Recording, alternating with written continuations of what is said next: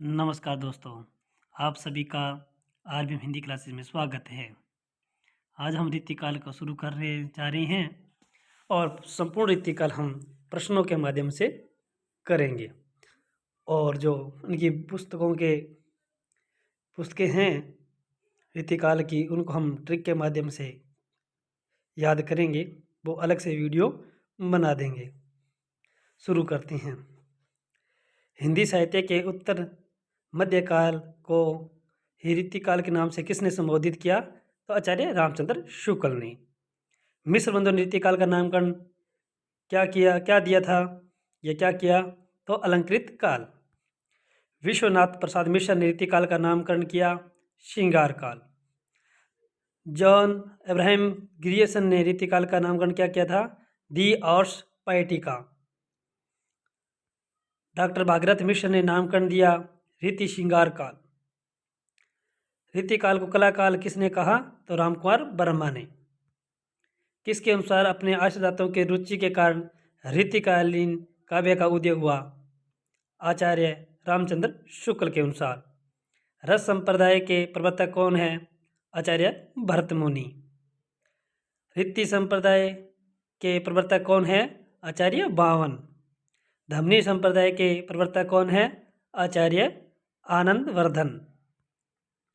वृत्ति संप्रदाय के प्रवर्तक कौन है? आचार्य कुंतक। डॉक्टर विश्वनाथ प्रसाद मिश्र के द्वारा रीतिकाल कवियों को कितनी श्रेणियों में बांटा? 3 श्रेणियों में बांटा था। रीतिबद्ध कवि, रीतिसिद्ध कवि, रीतिमुक्त कवि। रीतिसिद्ध कवियों को स्वच्छंदतावाद का पूर्वाभास नाम से किसने संबोधित किया? आचार्य रामचंद्र शुक्ल ने। कवि केशवदास किस श्रेणी के कवि हैं? रीतिबद्ध। कवि बिहारी किस श्रेणी के कवि हैं? रीतिसिद्ध।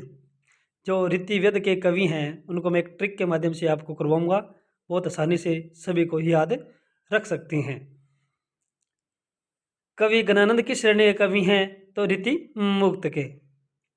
कवि रसनिधि, सेनापति, कृष्ण कवि, नेवाज आदि कवि किस श्रेणी के हैं? रीति सिद्ध श्रेणी के हैं।